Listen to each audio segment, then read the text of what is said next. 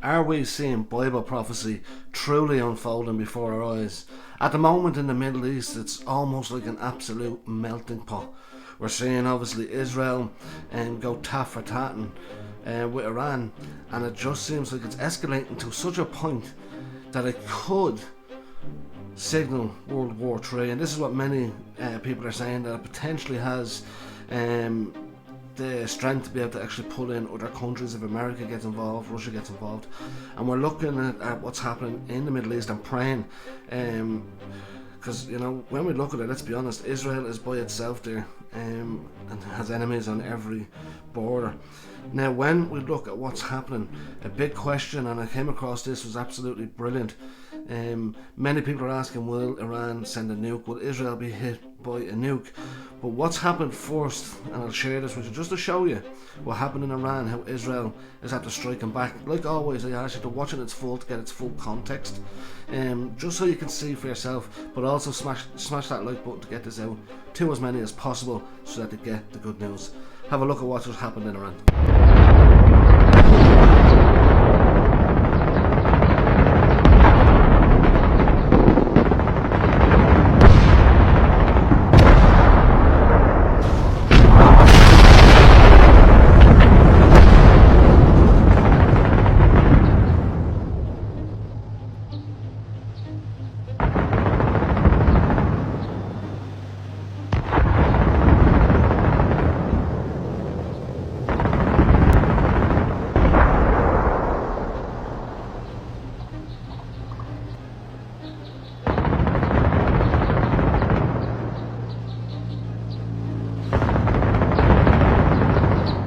When it comes to Israel, we know that Israel is the apple of God's eye, and we know that they are centre for the prophetic timeline. We see it's happening and unfolding before our eyes. 1948 for me was the starting clock when they became a nation again, and since then we're seeing an escalation, and we're seeing things happening today that we've never seen before. The question that many will ask, will a nuke be used when it comes to this war? Is it a biblical thing? And I came across this, which I thought was very, very good. Have a look. Northern Israel's going to be nuked. It's in the Bible. I'm going to show it to you. Got your Geiger counter ready?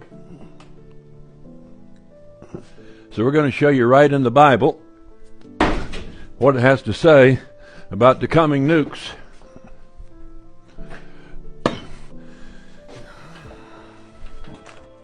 I wrote two passages of scripture down here on this piece of paper where I can read it.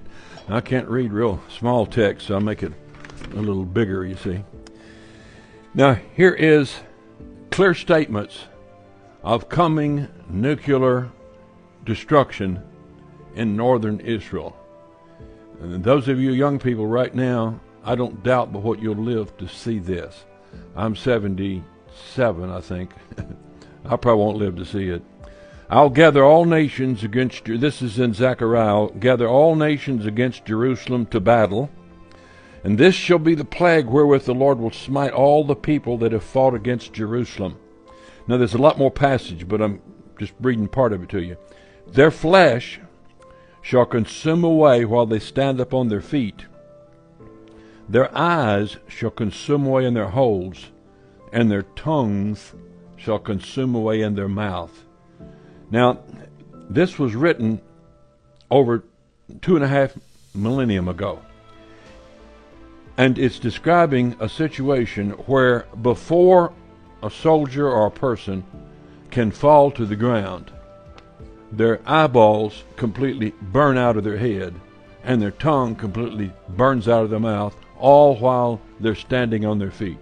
There's never been a time in the history of the world until the last 70 years that could take place, be 80 years.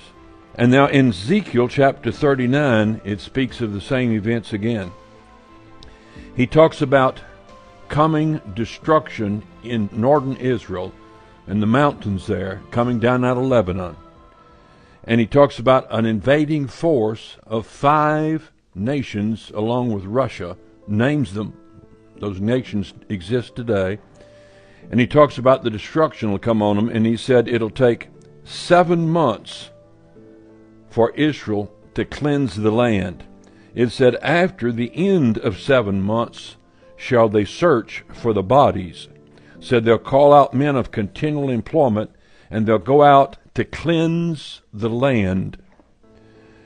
And he said they'll actually create a city called Hamanoth in that area, and that city will be used as the headquarters for cleaning up northern Israel.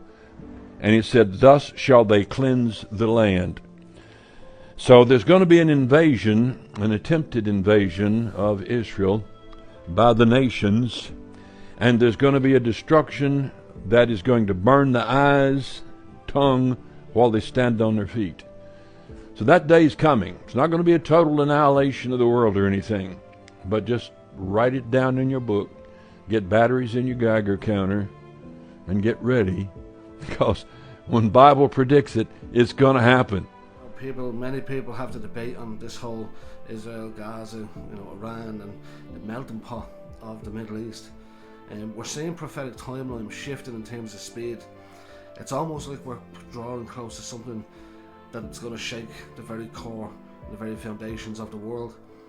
We have to be looking with anticipation of what those could be.